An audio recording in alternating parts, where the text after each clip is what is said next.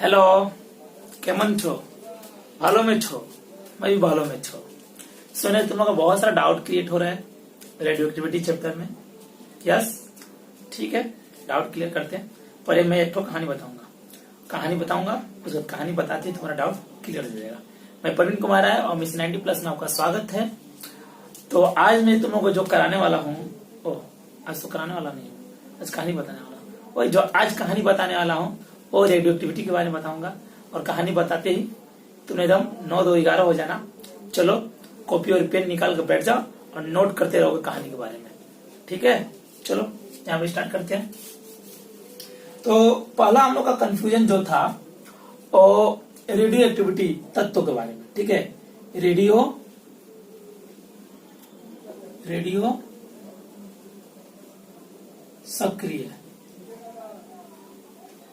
सक्रिय तत्व, जिसको इंग्लिश में बोलते हैं रेडियो एक्टिविटी एलिमेंट, ठीक है? तो एक्चुअली में रेडियो एक्टिविटी एलिमेंट होते क्या है? माने वैसे एलिमेंट जो स्वतः, जो स्वयं ही, जो खुद ही अपने आप, जिसमें कोई फोर्स न लगाया जाए, अदृश्य किरणों का, ऐसा किरण जिसको कोई देख न सके, उत्सर्जन करता हो, माने उससे अदृश्य किरणें निकलती हो, वैसे तत्वों को हम लोग रेडियो सक्रिय तत्व कहते हैं।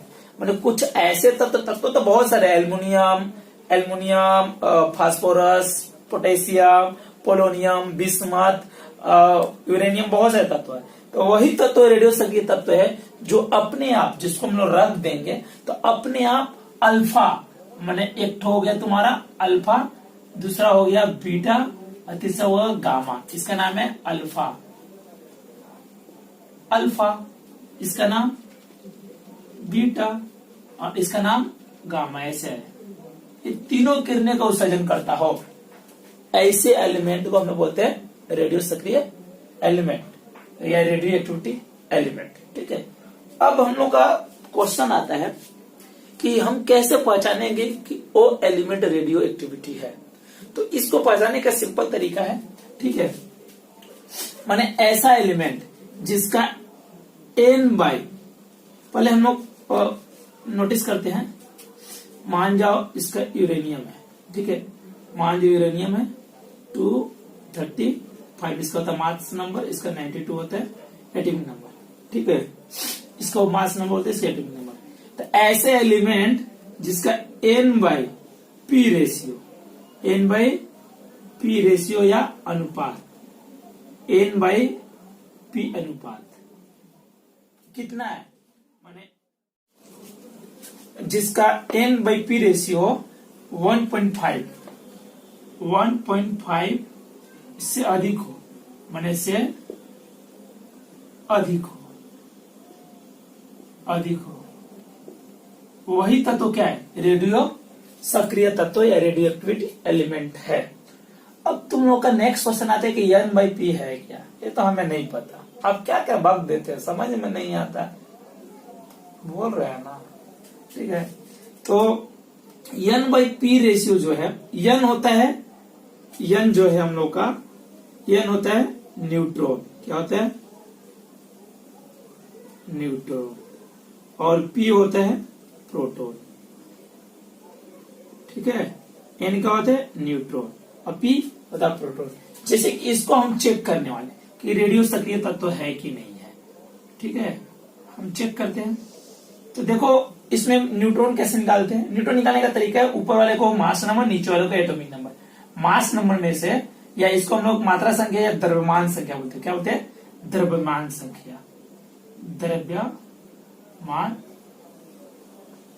संख्या। इसको परमाणु संख्या, द्रव्यमान संख्या में से परमाणु संख्या को घटाएंगे तो n आ जाता है। n कितना है? इसमें घटाओ 235 में से 92 घटाएंगे तो हम लोग कितना आ जाएगा? 3 और 3 9 10 11 4 4 और इसमें से 1 143, ठीक है? ये आ जाएगा और पी कितना है? जो पी होता है, ये जो एटॉमिक नंबर होता है, परमाणु संख्या होता है, यही होता है पी। पी मतलब प्रोटॉन। प्रोटॉन जो नीचे वाला होता है वही पी होता है। नीचे वाला कितना है? 2। ठीक है। उसके बाद हम लोग देखेंगे कि एन में पी से भागा दे देंगे। ठीक है, तो भाग दो 92 में, किस में देंगे? 143। 143 में दो एक बार में कितना आएगा? 92 1 5 0। फिर नई जगह पॉइंट बढ़ाएंगे तो 0 मिलेगा। 9 5 45 5 बार में। ठीक है, 5 10 के 0 और 9 5 45 46। 5 10 9 45 46 कितना है? 0 4 5 सॉरी 5 कट गया। फिर पॉइंट, फिर 0, फिर 5 बार में 4 6। ठीक है, कितना आया? माने n बाई पी रेशियो कितना आया? 1.55। 1.5 से अधिक है ना, माने एक ऐसा तत्व है, रेडियो सक्रिय तत्व है। समझ में आया? रेडियो सक्रिय तत्व पहचाने के नियम है कि 1.5 से अधिक आना चाहिए। अगर 1.5 से कम है तो रेडियो सक्रिय तत्व नहीं है। ओके, क्लियर हुआ?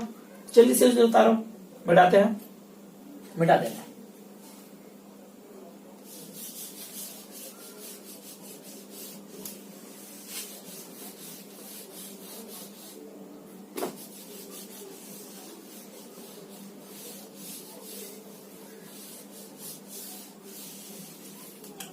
ठीक है, तो अब हमें बात आता है कि रेडियो सक्रिय तत्वों का खोज कैसे हुआ था।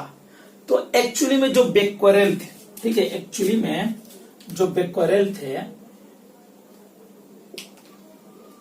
बेक्वेरेल, ये जो थे ना, ये एक्स रे किरने का, एक्स रे एक्स किरने का एक्स किरने का फ्लोरेसेंट पे प्रॉपर्टीज, इसका गुण, एक्स रेस का गुण चेक कर रहे थे। ठीक है, एक्स रे का गुण को चेक कर रहे थे। किस पे? इन फ्लोरेसेंट मटेरियल पे, इन फ्लोरेसेंट मटेरियल पे। तो इन फ्लोरेसेंट मटेरियल कैसा होता है? इन फ्लोरेसेंट मटेरियल ऐसा होता है जिसपे हम लोग क्या करेंगे, जिसपे हम लोग क्या करेंगे, कोई भी चीज का, जैसे कि कोई भी चीज पर्टिकुलर आज अगर टकराएगा तो यहाँ पर ग्लो होगा। क्या होगा? ग्लो होगा। टकराएगा क्या होगा? ग्लो होगा, माने चमक आएगा। ठीक है, फ्लैश आएगा, फ्लैश। ऐसा मटेरियल जिसपे कोई भी पार्टिकल टकराने पे फ्लैश आता है, ऐसी मटेरियल को बोलते हैं हम लोग इनफ्लोरेसेंट मटेरियल। वो तो चेक करते हैं एक्स-रे में, तो वो देखे कि एक अलग माने चमक आया, और वहीं से रेडियो माने अलग तत्वों से रेडियो सक्रिय तत्वों का डिस्कवर किया। ठीक है, तो बेक्वेरेल डिस्कवर किए थे रेडियो सक्रिय तत्वों को। ठीक है,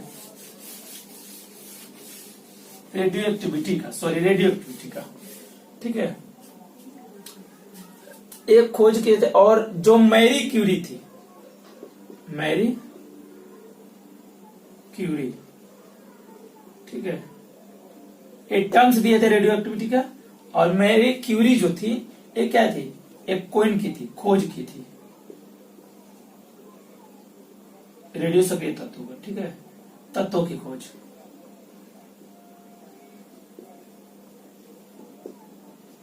मैंने रेडियो सक्रियता का ये क्या दिए थे?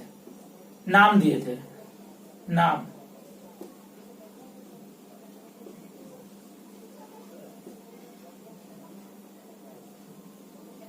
ठीक है, और ये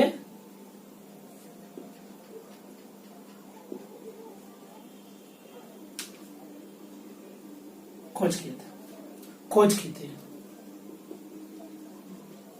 ठीक है, ये हो गया। तो थोड़ा सा इसके बारे में ज्यादा पढ़ना नहीं है, मिटाते हैं। अब देखो उसके बाद क्या होगा। उसके बाद क्या हुआ कि जो फर्स्ट रेडियो सक्रिय तत्व है, उसके बाद क्या हुआ कि ये जो क्या किए कि जो अलग अलग रे जो निकल रही थी, वो एक चुंबकीय क्षेत्र में, कौन सा क्षेत्र में? चुंबकीय क्षेत्र में या विद्युतीय क्षेत्र में। ठीक है, ए मान लीजिए चुंबकीय क्षेत्र है, चुंबक में या करंट में दो ध्रुव होता है, कोई भी करंट में दो ध्रुव है, एक प्लस एक माइनस। चुंबक में दो होता है, एक प्लस एक माइनस, एक नॉर्थ पोल एक साउथ पोल। तो यहां पर मान जाओ प्लस है, यहां पर माइनस है, ठीक है। ये रेडियो सक्रिय तत्व कैसा तत्व है? ये रेडियो सक्रिय तत्व है, रेडियो सक्रिय तत्व, ठीक है। इससे क्या बम्बार्डिंग कराया गया, मतलब बौछार कराया गया। तो इससे जो किरण निकल रही थी वो जा रही थी। देखा गया क्या कि कुछ जो किरणें थी वो इस तरफ चली गई, प्लस की तरफ, और जो कुछ किरणें थी, ठीक है, वो माइनस की तरफ, ठीक है, और कुछ किरणें जो थी वो सीधे चली गई, ठीक है। तो ऐसा देखा गया कि जो किरणें प्लस की तरफ गई, ठीक है, जो किरणें प्लस की तरफ गई वो था बीटा, और जो किरणें नेगेटिव की तरफ गई वो था अल्फा, और जो किरणें सीधा गई वो था गामा। तो इसका कारण क्या था कि अल्फा बेस होता है वो प्लस चार्ज होता है। कौन सा चार्ज होता है? धनावेश, धनावेश होता है, या प्लस पॉजिटिव चार्ज, ठीक है। माने ए नेगेटिव की तरफ गया तो नेगेटिव की तरफ कौन जाएगा? पॉजिटिव ही जाएगा ना। नेगेटिव का पॉजिटिव को खींच लेना होता है ना, नेगेटिव पर्सन पॉजिटिव को अपनी तरफ खींच लेता है, खींच लिया। जो प्लस वाला था वो ए माइनस होता है, इसको खींच ले। ये क्या होता है? ऋणावेश, ऋणावेश, बेटा ऋणावेश होता है ना, इसको नेगेटिव बोला जाता है, ठीक है। खींच लिया, ये हो गया दो। माने अगर क्वेश्चन आया कि चुंबकीय क्षेत्र के या विद्युतीय क्षेत्र के किस तरफ अल्फा किरणें विक्षेपित होती है, तो किस तरफ विक्षेपित होती है? धन ध्रुव की तरफ, सॉरी ऋण ध्रुव की तरफ, और बीटा किरणें धन ध्रुव की तरफ। गामा किरणें किसी तरफ नहीं, सीधे चली जाती है, ठीक है। माने जो अल्फा होती है विक्षेपण,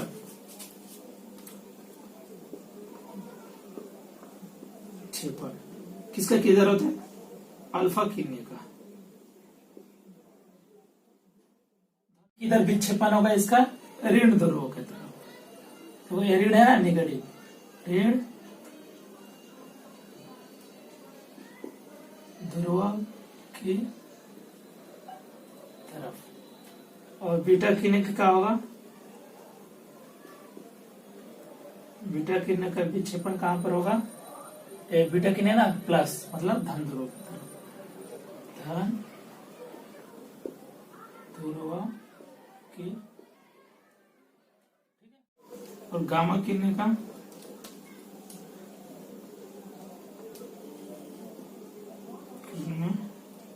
किधर होगा? सीधे चली जाती है, सीधे चली जाती है, ठीक है। ये लिख लोगे, याद कर लोगे, बहुत इंपॉर्टेंट है। क्वेश्चन आ सकता है कि किसका विक्षेपण किस तरफ होता है, एग्जाम में दे सकता है, ठीक है। मिटाते हैं, इसका काम खत्म हो गया।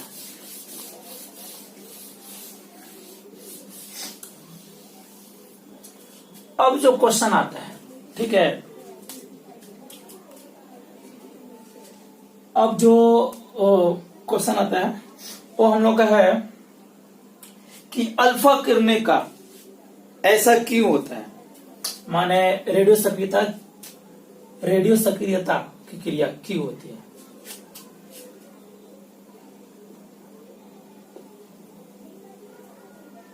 रेडियो सक्रियता की घटना क्यों होती है? क्यों होती है? तो देखो ये क्या होता है, ये अस्थायी रहता है। ये जो न्यूक्लियस होता है, बोले ना कि जिस तत्वों का न्यूक्लियस में न्यूट्रॉन और प्रोटॉन का जो रेशियो होता है, अनुपात होता है, 1.5 से बराबर या उससे अधिक रहे, माने 1.5 से बराबर या अधिक रहे, ठीक है। तो वो होता है अस्थायी। उसका केंद्र क्या होता है? केंद्र या नाभिक, नाभिक अस्थायी होता है, अस्थायी होता है। ठीक है, क्या होता है? अस्थायी होता है। मनुष्य का जो केंद्रक होता है वो अस्थायी होता है, स्थिर नहीं होता है, एकदम बेचैन रहता है। और बेचैन आदमी क्या करता है? कहीं भागने की कोशिश करता है। तो ये भी क्या करता है?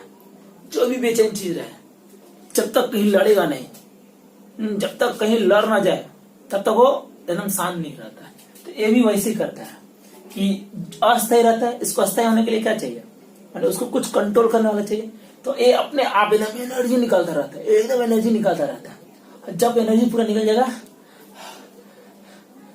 एकदम ठंडा हो जाएगा। ठीक है, अस्थायी हो जाएगा। तो एक के अंदर क्या करता है, इसका ना इसीलिए विखंडन होता रहता है, टूटता रहता है, तब तक टूटेगा जब तक वो अस्थायी ना हो जाए।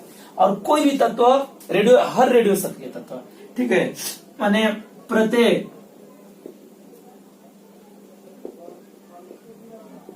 रेडियो सक्रिय तत्व, लेड जिसको बोलते हैं पीबी, इसका एटॉमिक नंबर होता है 7 और 82 पर आकार अस्थायी हो जाता है। माने कोई भी जो रेडियो सक्रिय तत्व होता है वो कहां तक, माने टूटते टूटते लास्ट उसका अस्थायी क्या है? यहाँ तक। इतना जब कोई भी तत्व होगा, इतना 207 और इतना हो जाएगा,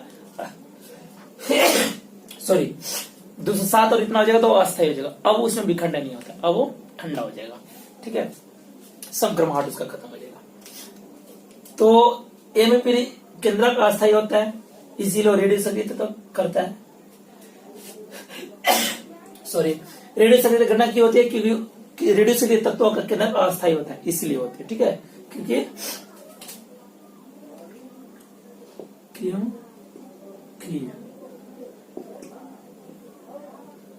रेडियो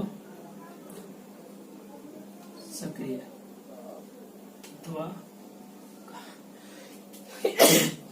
ये का स्टडी में हिस्टामिन निकल रहा है, एंटी एलर्जिन खाना पड़ेगा। क्योंकि रेडियो सक्रिय तत्व का केंद्रक अस्थायी होता है, इसलिए रेडियो सक्रिय क्रिया होती है। पर्दे रेडियो सक्रिय लेड पर आकर अस्थायी हो जाते हैं। ठीक है, एक क्लियर हो गया, इसको मिटाते हैं।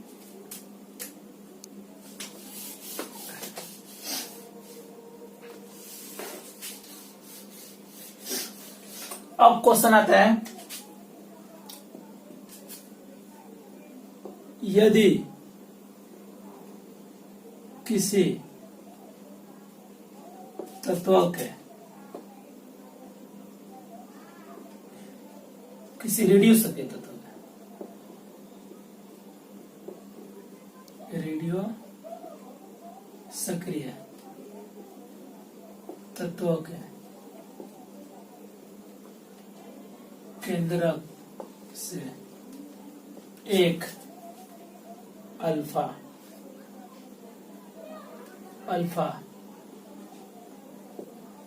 किरणें के निकलने से उस तत्व में क्या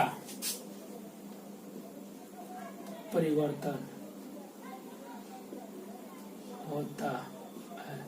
मतलब कोई भी रेडियो सक्रिय तत्व है, उसके केंद्रक से एक अल्फा किरण निकल जाए तो क्या परिवर्तन हो जाएगा? देखते हैं क्या परिवर्तन होगा। मान लो रेडियो सक्रिय तत्व क्या है? यूरेनियम के दो होते हैं आइसोटोप, एक होता है 238 वाला, एक 235 वाला, 92। इससे एक अल्फा किरण निकलेगा। अल्फा किरण का किसके बराबर होता है? हीलियम के बराबर होते हैं ना, हीलियम 4β2। अल्फा का हीलियम भी बोलते हैं। ठीक है, इसका मास नंबर हीलियम के बराबर होता है, मास और परमाणु संख्या। तो इसका क्या होता है? मास नंबर में 4 कमी हो जाता है, द्रव्यमान संख्या में 4 कमी और मात्रा द्रव्यमान संख्या में 4 कम हो जाता है और परमाणु संख्या 2 कम हो जाता है। तो करो, ये थोरियम में बदल जाएगा। थोरियम का होता है 234 और 90। ठीक है, तो किसी तत्व के आंसर क्या है? यदि किसी तत्व के, किसी रेडियो सक्रिय तत्व का क्या लिखेंगे? किसी रेडियो सक्रिय किरण से एक किरण निकलने से उस तत्व में क्या आता है? तो लिखोगे उस तत्व का द्रव्यमान संख्या, द्रव्यमान संख्या में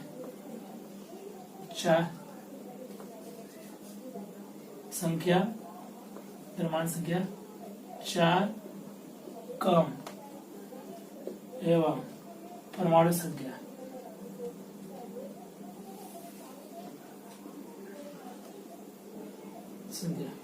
2 कम हो जाएगा। हो ठीक है, ये उतार लो।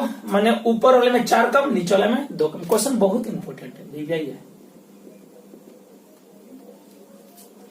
मिटाते हैं, जल्दी से कर लो इसको, मिटा दे।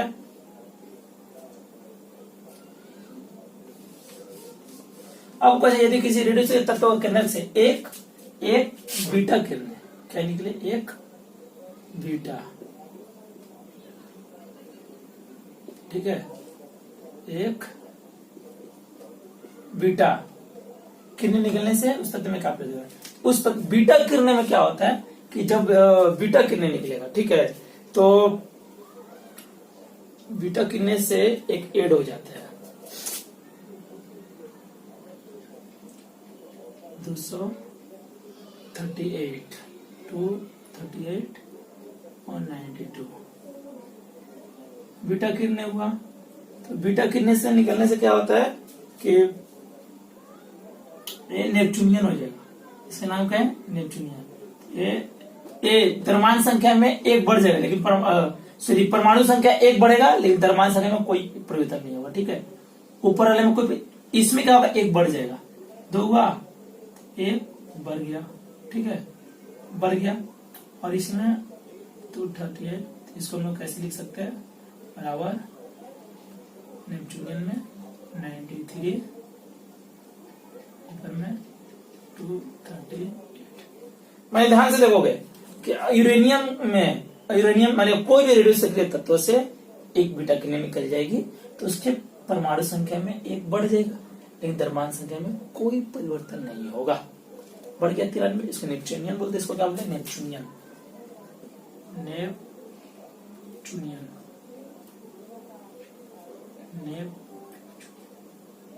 नेपच्यूनियन,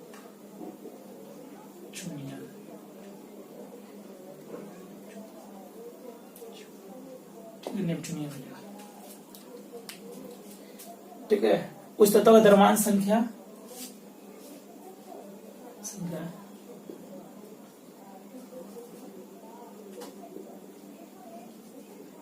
क्या में कोई परिवर्तन नहीं होगा, लेकिन परमाणु संख्या 1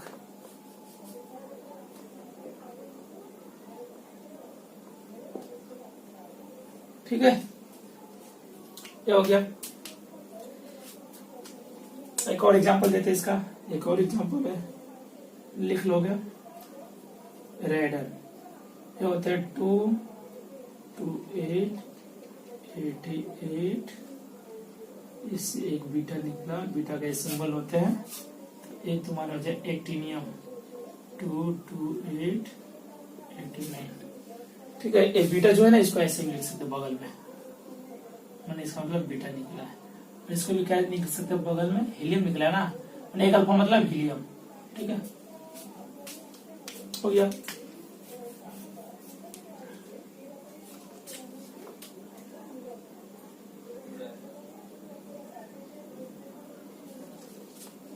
इसको उतार लो जल्दी से, बढ़ाते हैं, बढ़ा दे।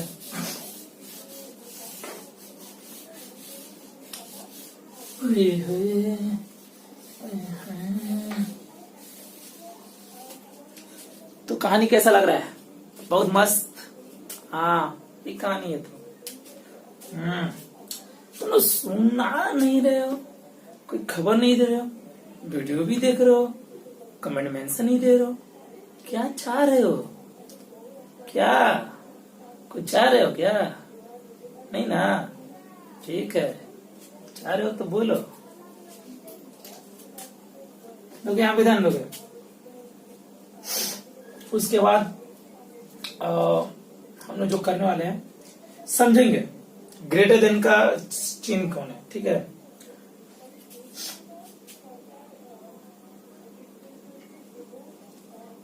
ऑक्सीकरण क्षमता, आयोनाइजेशन एनर्जी।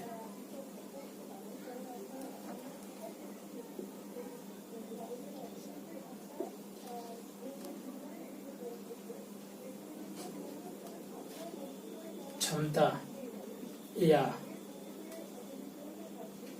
ऑक्सीकरण।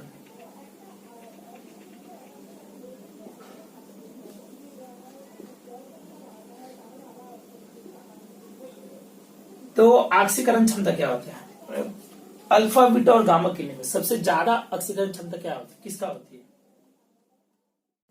अल्फा का। सबसे कम गामा का, और बीच में वो होता है। तो ऑक्सीकरण करने की क्षमता क्या होता है कि अगर अल्फा किरणों को किसी तत्व का, तो कोई भी तत्व, जैसे कि हम लोग सोडियम ले लेते हैं, सोडियम का होता है 11, इसका इलेक्ट्रॉनिक विन्यास करते हैं। तो 11 है ना, तो पहला कक्ष में ये 7 गो कक्ष होता है। कितना होता है? 7 गो होता है। 7 गुना होते हैं। पहला में जाता है 2, 1 2, तो हम करते हैं।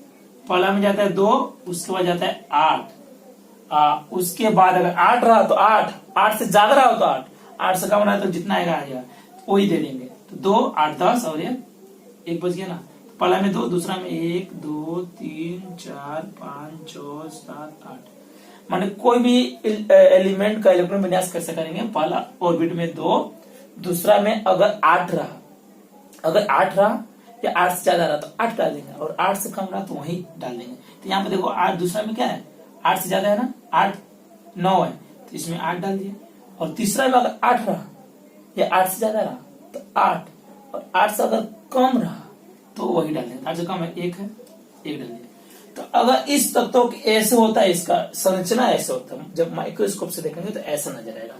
तो इस गैस को, एक तरह का किरण है ना, जब इससे पास रहेंगे, जब इससे गुजरेगी, ठीक है, जब इससे गुजरेगी तो ये जो तत्व है ना, इसको रिलीज कर देगा। इसको क्या करेगा? इसको निकाल देगा। निकल गया तो कितना बच गया? ये पूरा ये ऑर्बिट हट गया, ठीक है ना, निकाल दिया।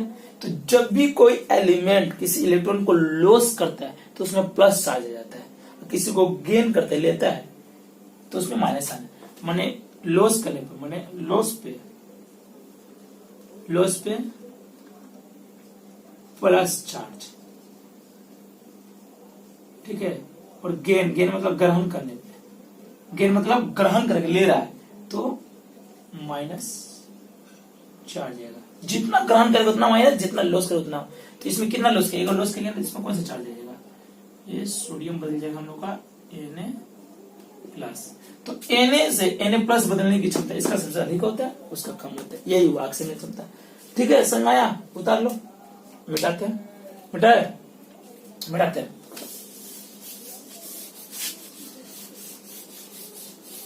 अब देखोगे, अब क्वेश्चन है अल्फा बीटा एवं गामा किरणें के ऑक्सीकरण क्षमता के बढ़ते क्रम में सजाओ। बढ़ते क्रम में सजाओ। तो देखो बढ़ते क्रम क्या होता है हम लोग समझेंगे, पहले याद रखोगे। तो एक से ज्यादा क्या है? 2। देख रहे हो डीप वाला, जिधर डीप रहता है, जैसे कि 5 और 6 में कौन बड़ा है ना, उधर डीप करेंगे ऐसे। ये बड़ा है, जिधर डीप रहेगा एक गड्ढा वो बड़ा होता है। फिर इससे बड़ा क्या है 7, तो उधर डिप करेंगे 7, फिर इससे बड़ा 8। ठीक है, क्लियर ना? ये हो गया, ये हो गया डिप। मैंने जिस तरफ डिप रहेगा वो बड़ा है, इधर बड़ा है, ऐसे करोगे। और ये है इस तरफ बड़ा और इस तरफ छोटा। ठीक है, तो अल्फा बीटा गामा कितने ऑक्सीजन क्षमता के बढ़ते क्रम में सजा, माने सबसे कम पहले, तो सबसे कम कौन होता है? गामा पहले, उसके बाद किसका होता है? इससे ज्यादा किसका होता है? बीटा का। इससे ज्यादा क्या होता है? ज्यादा के लिए अल्फा। ठीक है, तो सबसे कम, इससे ज्यादा डीप उस तरफ कर दिया, फिर इससे ज्यादा डीप उस तरफ कर दिया। ठीक है, अगर घटते क्रम में बोलेगा तो, अगर बोलेगा घटते क्रम में, घटते क्रम में, घटते क्रम में क्या करेंगे? पहले सबसे ज्यादा ना, उसके कम, घटना में सबसे ज्यादा, कम कम, सबसे ज्यादा किसका है? अल्फा का। ये ज्यादा है ना, तो जिधर नुकीला रहेगा वो कम। ठीक है, माने ये ज्यादा है तो ज्यादा वाले इस तरफ, इससे कम कौन है? देखो नुकीला है वो कम है, तो गामा, सॉरी बीटा। फिर इससे कम कौन है? गामा। ठीक है, माने घटते क्रम में बोलेगा तो सबसे ज्यादा वाला पहले, तो ज्यादा वाला डीप उस तरफ, उससे नुकीला वाला कर देंगे घटते क्रम में। माने ऐसे ऐसे बढ़ते क्रम में, ए बढ़ते क्रम में, बढ़ते क्रम में के लिए ऐसे ऐसे, घटते क्रम का, घटते क्रम में का कैसे लेंगे? ऐसे ऐसे ऐसे। ठीक है, 1 2 3, नहीं छोड़ लो, इस ठीक है। ठीक है, ये याद रखो, तो साइन बहुत इंपोर्टेंट है। ठीक है, मिटाते हैं। अब जैसे कि एक तो क्वेश्चन दे देते हैं, तुम लोग 2 क्वेश्चन करके लाओगे।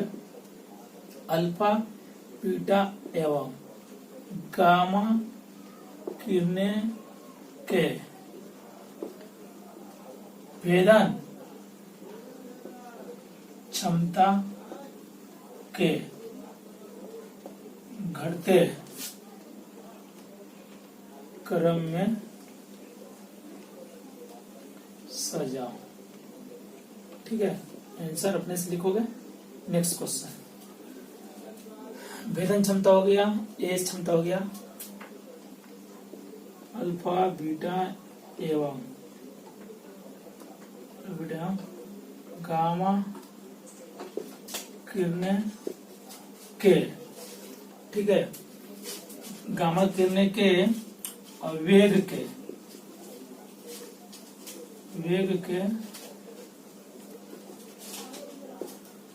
बढ़ते बढ़ते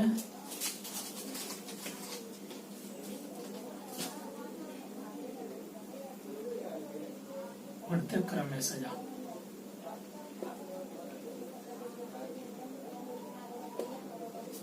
ठीक है, और एक है, ये भी आंसर हो जाएगा, अल्फा बीटा गामा किरणें के ऊर्जा के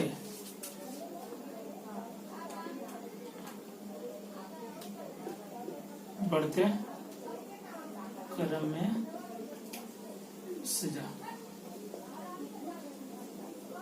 सबसे ज्यादा ऊर्जा किसमें होता है? ठीक है, सबसे ज्यादा ऊर्जा किसमें होता है? ओके, ये 3 क्वेश्चन है, करोगे तब तक यही इतना करोगे, वीडियो देख लोगे। अगर पूरा चैप्टर ना समझ में आए तो प्रवीण कुमार राय रेडियो सक्रियता पार्ट 1 लिखोगे, प्रवीण कुमार राय मैंने रेडियो सक्रियता पार्ट 1 प्रवीण कुमार राय लिखोगे यूट्यूब में जाकर, तो तुम्हारा पार्ट 1 कर लोगे, फिर पार्ट 2 कर लो, पार्ट 2 करने के बाद पार्ट 3 में आओगे, पूरा क्लियर तरह से समझ में आ जाएगा।